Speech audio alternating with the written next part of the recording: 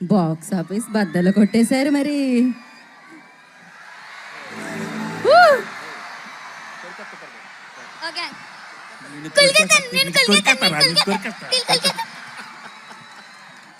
So sweet, so sweet, super అసలు. Lovely sir, thank you so much sir. అయిపోయిందా బుల్రాజ్? అరే లే అప్పుడే పంపించేద్దామా? అప్పుడే అగో. కాదు ఇంకా ఇంకా ఇంకా చాలా మంది ఉన్నారు. ఇప్పుడు నేను కొరికేయాలనుకునే వాళ్ళు తెలుసా?